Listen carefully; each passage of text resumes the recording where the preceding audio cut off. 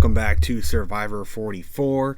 We are coming off of Helen being voted out in week 2 of season 44, and we are now going to kick off here with the aftermath of Tribal Council, which we always do.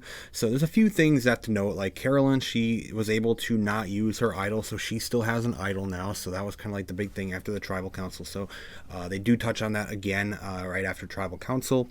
Also, another thing I do want to mention that I kind of had this thought last week. I didn't really bring it up last week, but Carson, like the nerdy kid or whatever, I'm finding him really, really cringe right now. I don't know why. I'm kind of cringing when I'm watching him, just kind of on screen. I don't know. We got some really strange people on this cast for sure. And I'm just kind of put him in that category too. He's kind of a weird dude. Kind of cringe to watch at some points. Whatever though. So before we even get into the whole challenge and everything, we got, obviously the aftermath of the Tribal Council. We meet up with our tribes again. Once again, we have another sob story. And I'm not going to call it a sob story this time around. It's not a sob story. It's just what I've been calling these things that they do, where they basically focus on one person suddenly, and they do this whole 2-minute montage of their past and their history and their story. And they did it this week with Brandon, and I did like what Brandon did earlier in the season, everything with his idol and stuff, but I don't like the sob story or just the story montages in general. But this one wasn't as bad. I will say it definitely was not as like sob story as others. This one was pretty basic. It was more positive things, things he's done in his life and stuff. But it always catches my eye now because they just did it so much before, and I don't know, I'm a little tired of seeing it. I don't really need to see like little montages flashing across the screen for me to get to know someone on the actual game itself. Like I can just listen to them talk for a moment. You don't need to make it a whole little story for us. We get it. We can understand. We have ears. We can understand what they're doing. So another thing that flourished in week 2 was this whole like island relationship between Franny and the straight Matt.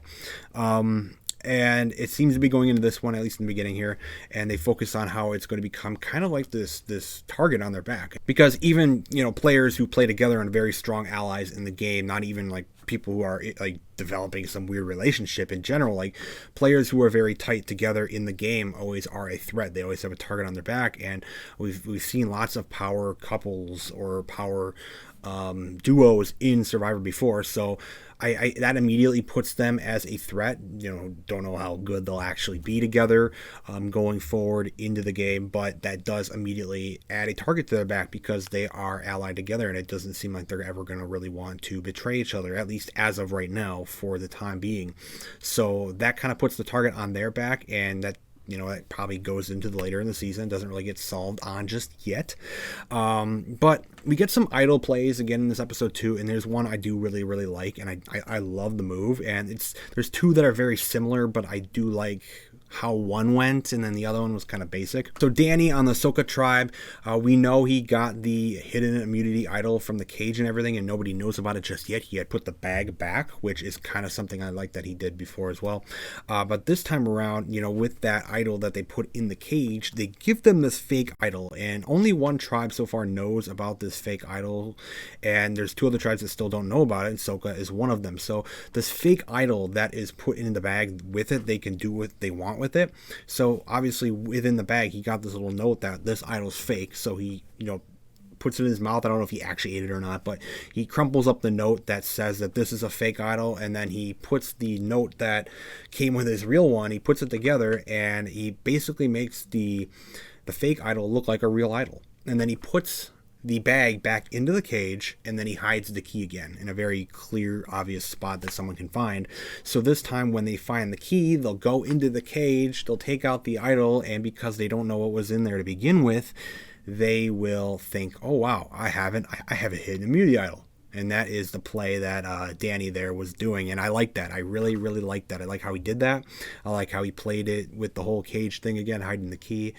I think it went really, really well with him. I don't know how it's going to go forward, but we do end up having someone find the key. So the straight Matt on Soka, he ends up finding the key in the very clearly easy hidden place under in the tree, underneath the tree. and he finds the key. He thinks he has an idol. So right now he thinks he has a hidden immunity idol. He also cannot vote for like 1 or 2 weeks as well. So maybe he thinks that's going to help him in some way. So I am looking forward to see if some really cool, funny moment goes on at Tribal where Matt pulls out his hidden immunity idol, and really it's just nothing at all. And he thinks he's safe, and then he's not safe at all, and then he goes home or something. That's kind of fun of Survivor. Another person that was kind of focused on in this episode was Jamie, and she is a weird person. She is, they got her eating worms in this. She's calling herself like the plant lady. I don't know why. She's like putting plants and things. And it's like, I don't know what they're doing with her, or I don't know what she's doing. And she's just another strange person.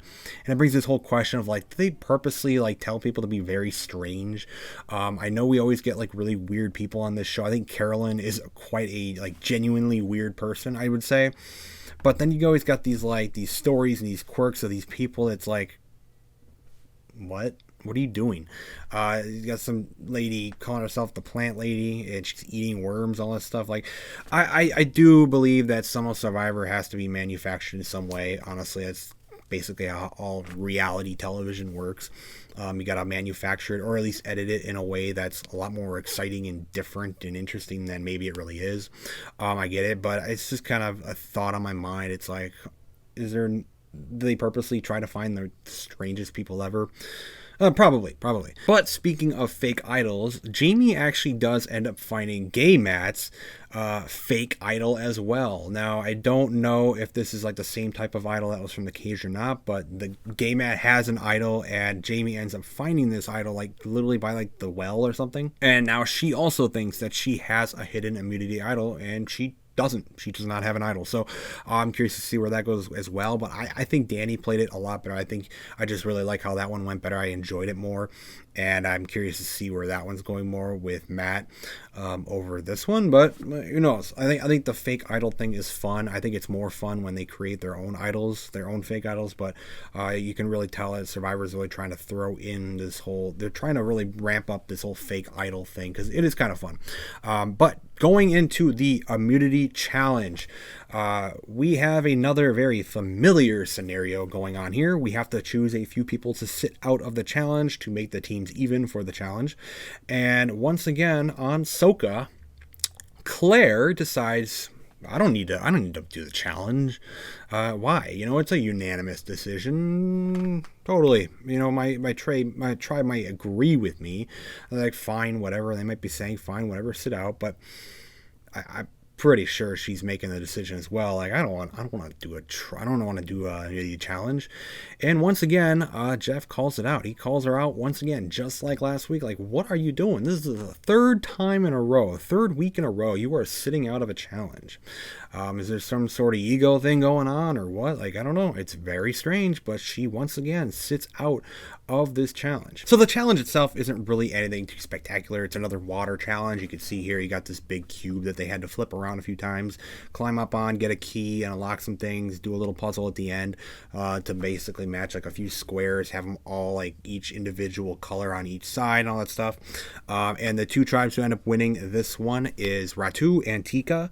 So Soka is the one going to Tribal Council for the first time this season, third episode in, and I believe we've had all tribes now go to Tribal Council, so that is good to see them all go instead of like each one every single, like one tribe every single week, like we see quite a bit.